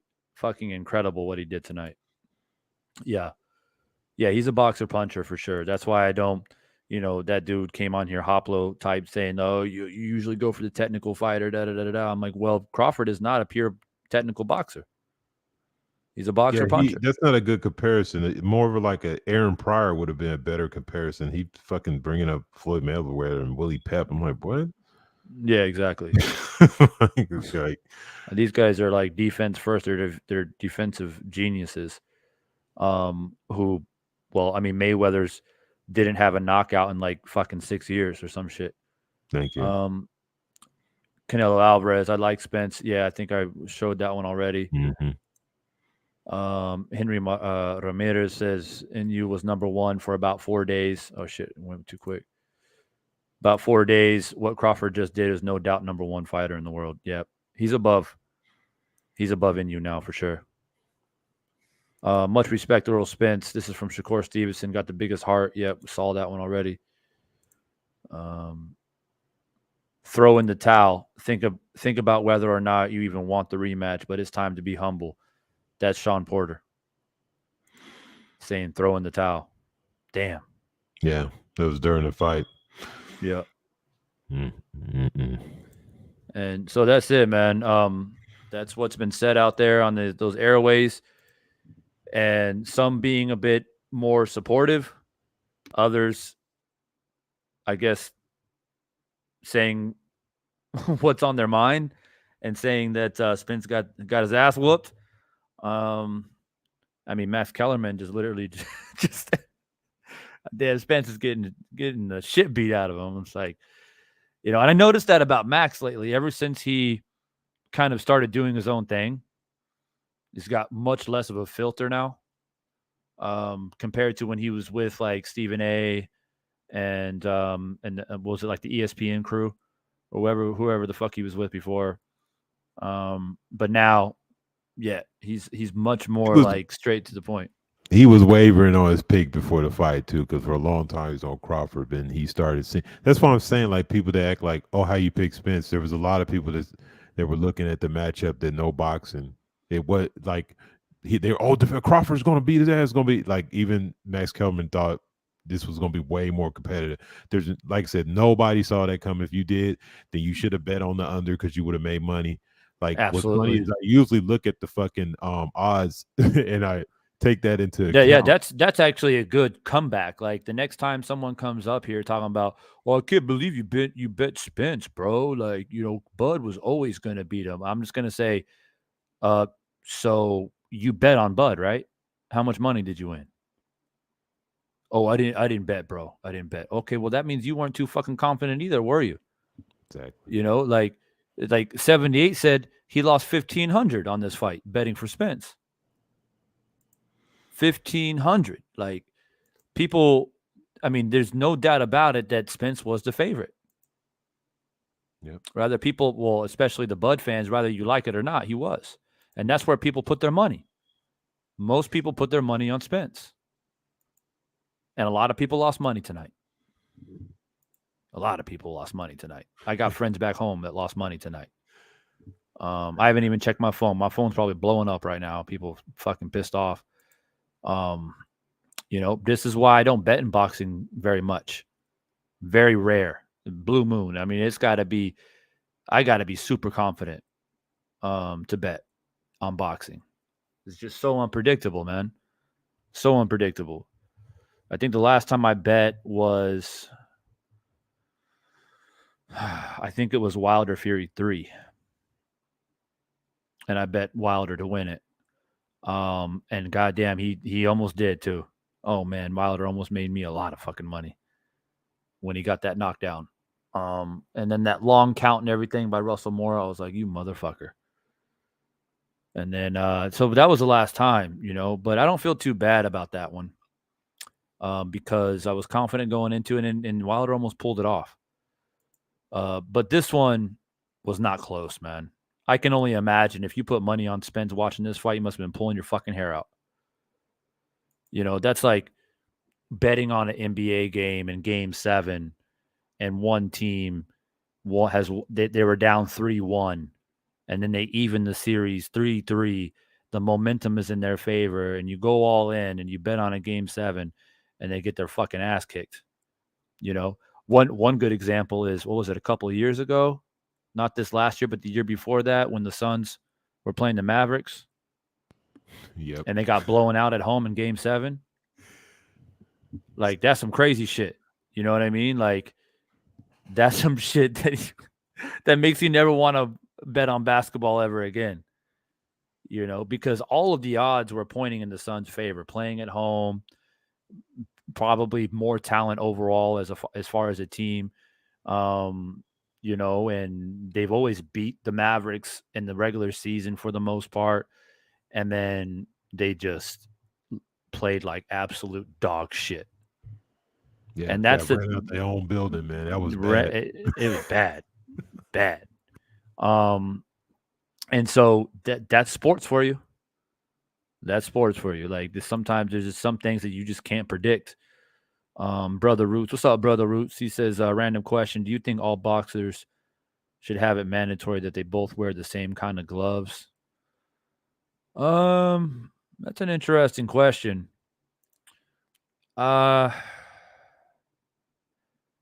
Maybe not mandatory, but encouraged maybe as a starting point. But I don't know. I think I could be wrong, but I think in the old days, I think there were rules about that. It wasn't until like more of like the modern era, maybe the 80s, maybe, where these different brands were coming up and boxers were wearing different brands. You would have to inquire this type of question with someone like Stormy B-Man or someone who is a lot older and wiser than I am as far as the history of the sport.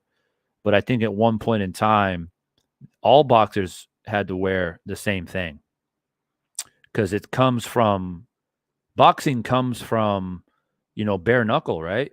Like before they even had fucking gloves. And then they started putting gloves on, and it was like small leather gloves, and then everyone had to wear the same shit. I'm pretty sure all the way up until at least the 40s, maybe the 50s. And then, more companies started making different gloves. So, it's it's an interesting question, because if you're somebody like Floyd Mayweather who's had hand problems and you force everybody, let's say, to wear Everlast, right? Someone like Mayweather's career would have been cut short for sure, because him wearing the Grant gloves actually, it protected his hand. So therefore, he had a little bit more longevity in his career. He was able to fight into his late 30s, right? At a high level. And the gloves played a huge role into that. So I guess my opinion is, as long as there's no advantage from fighters wearing particular gloves, then I don't really have a problem with it. But yeah, when you get into a lot of speculations of loaded gloves or horsehair and against foam, is that really fair? Maybe it's not so much the brand that should be mandatory, but maybe the material. Yeah, the dimensions and the schematic, like the base, like Yeah. maybe like you said, as far as Floyd, maybe have like a base, that the material should be made on the outside, and then you can like vary the amount of padding. Like there should be a minimum, and then you can have like a max. So that, like you said, where somebody with hand problems could put the max amount of padding, but then there's still always like a universal rule of the minimum. Maybe on that level, but and the because material has to be the same. Because I'll be honest with you, I've always used foam gloves most of my life, sparring, training, fights. I don't think I've ever worn horsehair gloves. But I've seen them in the gym. I've tried them on, and to me, it's like my knuckles definitely protrude out of that shit. They definitely your knuckles, especially with fucking hand wraps and all the gauze and everything, your knuckles are popping out of those horsehair gloves, bro, for sure. And I've always kind of felt weird and skeptical about horsehair gloves. And there's a lot of pushback. I've argued with people about it. But traditionally boxing gloves was always some type of padding or foam. And it's not, I guess the argument people make about horsehair gloves is that, well, the gloves are not designed to protect your face. It's not designed to protect the fighter who's being punched. It's designed to protect your hand. And if you choose to wear less protection, then you're putting your own hand at risk. I think that argument it carries some merit, but not entirely. Because if you punch anything bone to bone, you can literally break someone's jaw. Which is, in a street fight, you can shatter somebody's jaw if you hit them right, because it's bone on bone. And the bones in your hands, especially if you're a bigger guy with big, strong hands, is going to be a way stronger bone, especially your knuckles, than your fucking jawbone, right? So I've seen guys in fights, growing up in the neighborhoods and shit, where guys got hit in the jaw and their whole fucking jaw just shatters, breaks. So there is a little bit of that, right? If like your knuckles are protruding through gloves, you can literally break someone's face, right? So there is a safety element to protect fighters on all levels, in my opinion. We've evolved in the sport of boxing over a long period of time of an era where, people were just getting fucked up bad, because they were putting hardly anything on their hands. They were breaking their hands. They were breaking their wrists. They were breaking jaws, knocking teeth out, breaking orbital bones. And then, most fighters back in the 20s and 30s they couldn't even pass or fight past 30 years old. Their whole body's just broken, So the sport has evolved much more into like an actual sport instead of a blood sport. But there's a reason why in MMA and in the UFC, for example, you get hit with some 4-ounce gloves in the chin, like 9 times out of 10, you're gone. You're done. That's it. And there's a reason why in Muay Thai they emphasize so much, like the boxing portion of Muay Thai. I'm talking about traditional Muay Thai. The boxing portion of it is part of the skill set, but it's not the preferred method to hurt somebody.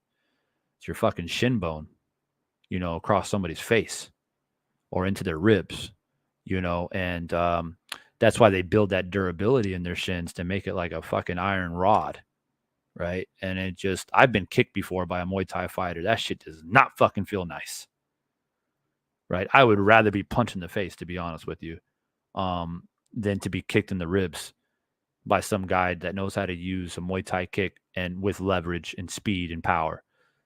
That shit is fucking, it just stops your body, So, and elbows, of course, using elbows, because elbows is just pure bone. It's like a fucking knife, just cuts you, just opens you up. And so I think boxing has always been a sport where it's tried to evolve to get the most out of fighters. And if you get the most out of fighters, you get more entertainment value out of it. The fighters last longer. They fight long. They fight. They have longer careers. And so it's all part of it. So, yeah. Hopefully that answers your question, Brother Roots. There's so many questions that we can bring up about boxing that should probably be addressed. I've always been a huge advocate of like proper vetting and proper training for referees. And holding referees accountable for dumb shit that they do in the ring. Because these are fighters that put their whole lives on the line. They dedicate and they sacrifice so much. And by your poor decision-making, you have taken that away from them. And nobody seems to bat an eyelid about it. Everyone's like, oh, well, referees are human. They make mistakes. Or judges make mistakes. They're human. Yeah, well, when you got judges and fucking referees, consistently doing that over a long career, that's a problem. It might happen in like you look at Mayweather versus Ortiz. When Mayweather knocked out Ortiz with his hands down, right? That was a huge controversial situation. Joe Cortez was definitely in a bad situation in that moment. And I think a lot of that was, I think he was just too old to referee that fight. I don't think his reaction time was there. I think he was in his 60s at that time. Yep. And I've always been an advocate of especially at the world championship level. I don't have too much problem with older referees, refereeing up and coming professionals or the amateur ranks. But at the highest level, man, you need athletic, somewhat youthful referees, preferably a referee that has real life experience and maybe has boxed a little bit before in their life. It's hard to make that mandatory, but we do it in most fields in the workforce, right? I can't just go into a 5-star fucking hotel or restaurant and then apply to be a chef, right? I need to know how to fucking cook. I need to know how to run a restaurant, run the kitchen, right? So refereeing to me is kind of one of those things where how do you really know? And it's a combat sport. This isn't basketball. This isn't soccer, right? It's a combat sport. So we've had referees in the past, especially in the 80s, in that era, of referees that have actually fought before, and they actually turn out to be really good referees because they know how it is to be punched in the face. They know how it is to be hurt. They know how it is to have pride as a fighter and not be willing to give up, even though it's time to end it. They've been there. They've been in that situation. And to me, that's always made the most sense. There's a referee in the 80s that was he was like a Marine who boxed in the Marine Corps, had 20 fights while he was a Marine, and then he became a referee, and he was a fucking great referee. And so, it's do you force that standard? You got to have some type of boxing experience before you become a referee. In a perfect world, yes, but I know it's not feasible. Because some guys, I don't know. Like, I never really asked myself that question. Like, why would you want to be a referee? Maybe you just love the sport. You want to be a part of it. You know, I don't know, like you're a fan of it. Maybe your dad was a boxer. Maybe your uncle was a boxer. You want to take part, but you don't actually want to box. You just want to be involved somehow. I mean, you know, I've never really thought about it. I've reffed like amateur stuff before. But I've never really thought that deep about it. Like, why would somebody want to be a boxing referee if you've actually never boxed before? Like, I can referee a basketball game, but I can referee it because I've played a lot of basketball, right? It's hard for me to wrap my head around the idea of some fucking guy who sits on the couch who never fucking dribbled a basketball in their life, watching basketball on TV and be like, oh, I'm going to go down here to this YMCA and just start refereeing basketball games. But doesn't it seem a bit odd? I don't know. But that's how I've always kind of looked at it. I for me personally, like I'm a terrible pool player. There's no referees in pool. Maybe it's a bad example. Okay, hockey. I can't ice skate worth shit. You know what I mean? I'm gonna go and be like, well, yeah, I need a job, so I'm gonna go start refereeing fucking hockey games. Right? It's just weird. Like, you got to have some knowledge about the sport. Right? You either played it, you grew up around it, you know, and that's how I think boxing referees should be chosen, or at least given priority through a resume. If I'm a boxing commission going to hire referees, and I look at your resume, and on your resume it says, you know, a 6-year amateur boxer, you know, grew up in the boxing gym. Now I want to ref. Like, to me, I would give that priority over some guy coming off the street who's never even been inside a boxing gym. I don't know. Does that make sense? King of Kings? Like, I don't know. That's my view of it. Yeah, because it changed your perspective. I think tonight was an example of what happens when you have a very solid refereeing team. I wanted Harvey Dent.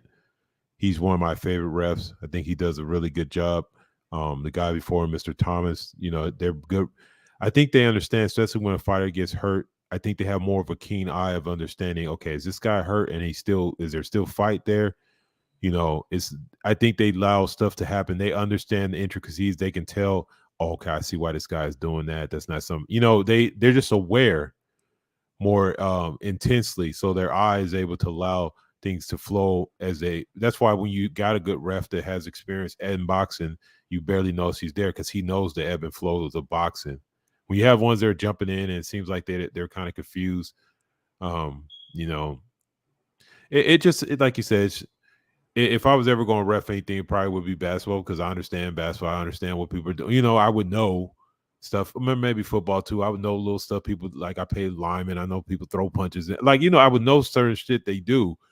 And I would be able to immediately eyeball it and know where to let stuff happen and where to not let stuff go. And understand, maybe just you understand the fighting spirit of a guy. And that's why you may let him keep going, where you see some other dudes do quick, like those guys just don't understand, like, this is a fighter, man, this is a life. You don't understand what it means. So you'll be more hesitant, and you'll give guys opportunities to really do what the best they can. So yeah, it makes perfect sense. And like you said, they should have a review panel. Because one of my favorite referees completely disgraced himself, fucking Ted Weeks. I don't understand. Like, you lost credibility, because it's very hard to have credibility in the sport as anything, as a judge or anything. And you do weird shit, and you gotta have to explain to me why you're stopping fights, and you know better. So yes, there should be some cadence, but that's just overall, you know, boxing's like that. It's corrupt on every level. We got 4 sanctioning bodies, unnecessary. We got judges with shitty ass scorecards, unnecessary. You have shitty ass referees counting the 20. You know what I mean? It's just the wild west. But yeah, if you could clean up just the basics, which those seem like basics thing to do, you would restore some faith in boxing. Maybe we get some people back into it. Because even Pitbull Cruz tonight, when I watched the fight, his corner is so aware of the bullshit. They're like, don't leave it to the judges. And I'm like, I'm not saying that you're dominating, but it's like it clearly winning, and then you get split the decision at the end of the fight. I'm like, oh, okay. Yeah, and at least we avoided any shenanigans with Crawford and Spence tonight. And although people don't want to see Spence be stopped, I think if you were to have to choose between him being stopped and then being robbed, I think you would choose, the former, right? Is you don't want it to be a situation where it is a close fight and then it gets controversial on who won. And, I remember when Floyd beat De La Hoya, and people still to this day hold a grudge about that fucking fight. And they feel like Floyd didn't win that fight. You don't want that shit hanging over your head. And Floyd flirted with that in a couple of fights in his career. The first fight against who was that? Castillo or Madonna? Castillo. Yeah, Castillo. The first fight with Maidana, with De La Hoya. He's got 3 or 4 fights where he flirted around with that. And then to his credit, he always rematched it. Well, except for De La Hoya. He didn't rematch De La Hoya. But he did rematch Castillo. He did rematch Maidana. Pacquiao was unnecessary. I think that was a pretty clear victory. Mm-hmm. And here's another thing too. On that note, is that people did say, and I said it even myself, there's no need for a rematch with Mayweather Pacquiao, even though Pacquiao would have taken it if offered it. It was a clear decision, in my opinion. It wasn't really close. So why would then people say that there needs to be a rematch with Spence Crawford? That's even more of a beatdown than what Mayweather Pacquiao was. And I think, again, it goes back to, the Pacquiao fans needed to let that shit go. And to this day, they still talk about, he lost because Floyd was running and his shoulder was hurt. It's like, bro, let it go. And I'm going to go around and I'm going to tell Spence fans, if they start coming out, because they got to take a little time to digest this shit. They can start coming out, I think the weight was a problem. And I think, maybe something was going on with his baby's mama or some shit. He didn't eat the right chicken. He didn't eat the right fucking whatever. He didn't drink enough. I'm just going to say, bro, let it go. And the same thing that I said about Pacquiao in regards to Mayweather, this guy had fucking 5 years to prepare for Mayweather. 5 fucking years to prepare for Mayweather, to make the best game plan possible to beat Mayweather. You had people coming into your camp for years before you even signed the fight with Mayweather, emulating Mayweather's style in the fucking wild card gym. Right? And you were prepared. You said, I know how to beat that shoulder roll. I know how to beat that Philly shell. That's what you told everybody. And got your ass schooled. So same thing goes for Spence. You can talk about the weight all you want. You can talk about he was tired. He was drained, this and that. This man had 4 or 5 years to plan for Crawford. You know what I mean? So you got to do your due diligence. And Crawford was a better man tonight. So you got to let it go. It's something about losing your here's what people don't understand. I understand the psyche of, he is a dog. He probably do want to run it back. But there's something that does soak in your mind when you get stopped and you get beat that way. The aura of you being like, we all know about the O. We know about the O makes you. We've seen it like even with Ricky Hatton when he fought Floyd. The O made that man keep going until Floyd had to eventually knock him out. Because I saw the same shit when he fought Costa. It's like the O made him wheel himself to victory. Then when the O's gone, all of a sudden the shit starts lurking in your mind that you can get slept again. It starts coming a little bit. So Earl's not going home tonight. It's like, damn, I was weight drained. That's why I got knocked out. He's in his mind like, damn, that motherfucker's better than I thought. And it like when he made the realest comment, like I said, the fight in him wants to fight it back. But when he said he was a better man, he understood that wasn't just tonight. He realized that that's period. And everybody around it realizes it. And it's just because, you can go up to 154, but like I said, Crawford doesn't have to get – Crawford could come up and be like 151, keep all his physical advantages, and he's going to do you the same way, if not worse. Yeah. So it's like it doesn't – And Thurman made a good point. He said, something that he faced against Pacquiao when Pacquiao moved up from 140 to 147. They still have that elusiveness, man. They're a smaller man. They're coming from smaller weight classes, and they've made a successful career with speed. I mean, Bud has always been fucking fast. And not only is he fast, he's long, he's rangy. He puts torque behind his punches. And he did come from those lower weight classes, and he didn't lose that speed. And tonight, speed was a huge difference. And maybe it's just we don't think about it when he fights Ugas, when he fights Danny Garcia, when he fights these other welterweights or junior welters, where maybe it's just all slowed down because they're like not as fast as Bud. You know what I mean? Like today, it seemed like Spence was moving in slow motion, and Bud was like, you hit the fast forward button. It was a huge difference in speed and timing. I mean, Spence was getting hit with shots, and you can see the look on his face, like, how did that just hit me? Like, he was totally gobsmacked on how he was being touched up like that. He couldn't deal with Bud's speed, period. It's too much. And he couldn't make the adjustment. So that's a good point by King of Kings, because it's like you go up to 154. I mean, is Bud going to lose that speed? I don't think so. Because he doesn't have to come in at 154. He can sign a fight at 154.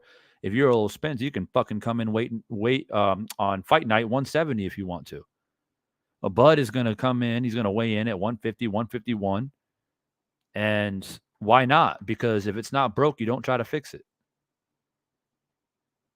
And it's not the first time we've seen smaller men beat bigger men, especially when they're as fast and as skillful as somebody like Bud is. So, I think we've done as much digesting as we possibly could have done tonight. And I don't think there's really much left to say except for what's going to be coming tomorrow morning. Or tonight for me. When the sun comes up in the States and people arise from their beds and pull out their phones and start to go onto those channels. And who knows, these Bud fans might have a fucking massive like WhatsApp group chat or some shit collaborating. You guys ready? You guys ready to go and see these channels? You guys ready? We gotta infiltrate. And I can't wait to see. It's gonna be entertaining, man. Prepare yourself. K-Rod, are you there, bro?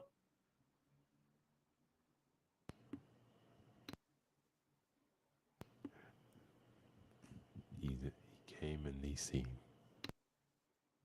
Yeah, I think he's there, but he's not really there. But anyway, man, I know it's late back there, and I got to get on with my day here. Enjoy the rest of my Sunday where I'm at. But look, well, appreciate you, man. Thank you for having me, brother. You have a good it's always good to have you a part of it. And once I start coming on here more consistently, hopefully maybe we can put on some bigger panels and get in some good, nice discussions. The lead up and the build up to this fight is finally done. Now it's the aftermath and how that's all going to happen. But hopefully we can keep this momentum going for boxing as a whole, continue to get these big fights. Still, what is Wilder going to do? What's the heavyweight division going to be looking like in the next 2 or 3 months? Still a lot of stuff to look forward to. And we keep pushing it. You know what I mean? And congrats to all of us. We should pat ourselves on the back. No matter if you're Team Spence or Team Crawford, the fans was instrumental to making this fight happen tonight. The amount of pressure, the amount of shit that was said, it finally came to fruition. So well done to all of us. And I'll be seeing you guys hopefully not in another month's time, but sooner than that. And we'll chop it up once again. Thanks for everybody for stopping by tonight. Hope you guys enjoyed the stream. And if you listened to the fight when I called it live, respect to you once again. And you guys have a good rest of your early morning, wherever time it is where you're at. Be safe, be strong, stay positive. I'm out.